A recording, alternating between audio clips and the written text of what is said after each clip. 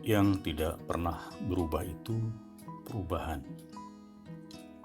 Suatu saat dalam sebuah pertemuan, saya bertanya kepada kawan-kawan, apakah di dunia ini yang tidak berubah? Jawabannya bermacam-macam. Ada yang menjawab Tuhan, ada yang menjawab malaikat, ada yang menjawab setan, ada yang menjawab Al-Quran. Saya katakan, jawaban mereka benar, tapi itu bukan yang saya maksud. Saya katakan kepada mereka, yang tidak pernah berubah itu adalah perubahan. Mereka agak mengernyitkan dahi mendengar jawaban saya yang membingungkan. Iya, benar. Yang tidak pernah berubah adalah perubahan. Coba saja kalau perubahan berubah menjadi tidak berubah atau menjadi diam. Istilahnya bukan lagi perubahan, tapi perdiaman. Kata saya kepada mereka. Padahal perdiaman itu tidak ada dalam istilah bahasa Indonesia. Di dunia ini semuanya berubah. Ada perubahan yang alami, ada perubahan ke arah yang lebih baik, ada juga perubahan ke arah yang buruk. Perubahan alami contohnya fisik manusia. Semakin hari semakin tua, kulit semakin keriput. Rambut hitam menjadi beruban, jalan tegak menjadi bungkuk. Periode sejarah juga berubah. Dari sejarah kuno, zaman pertengahan, zaman awal modern, postmodern, dan era milenium sekarang ini. Satu zaman ditandai oleh hal tertentu. Ketika ditemukan teknologi baru, maka zaman sebelumnya ditinggalkan dan berubah ke zaman berikutnya. Perubahan itu terus-menerus terjadi tanpa mengenal kompromi, tidak mengenal kata toleransi. Perubahan itu sangat kejam apabila sudah saatnya berubah, namun tidak ikut berubah, maka konsekuensinya akan tertinggal, bahkan mati atau musnah.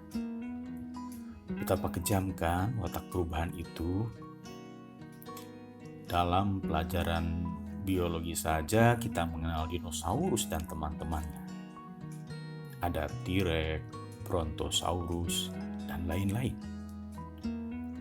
Makhluk-makhluk tersebut sekarang ini sudah tidak ada lagi yang hidup.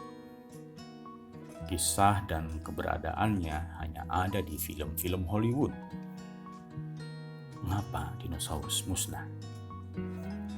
Banyak penyebab, namun yang paling populer karena dinosaurus tidak bisa beradaptasi dengan perubahan. Baik perubahan iklim yang ekstrim, asteroid yang menghantam bumi, letusan gunung berapi yang menghancurkan lingkungan sekitarnya. Karena tidak bisa beradaptasi, akhirnya musnah. Dulu perubahan terasa lambat karena tidak didukung oleh teknologi. Sekarang perubahan sangat cepat terjadi. Produk baru bisa saja membunuh produk lama yang tidak bisa beradaptasi. Contoh kasus dalam produk teknologi informasi, Nokia yang pernah menjadi raja ponsel di tahun 2000-an harus mengibarkan bendera putih dari kancah persaingan teknologi seluler. Apa penyebabnya? Karena Nokia tidak mau berubah, terlalu percaya diri pada kelebihannya. Raksasa Google mampu menumbangkan Nokia dalam waktu singkat. Demikian juga dengan BlackBerry yang sempat booming dengan PIN-nya, juga tergilas perubahan.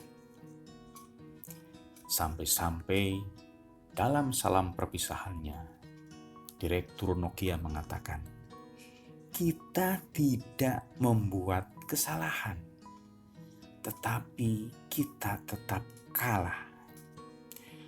Penyesalan yang tidak ada artinya karena semuanya sudah terlambat. Persis seperti penumpang kereta api yang terlambat.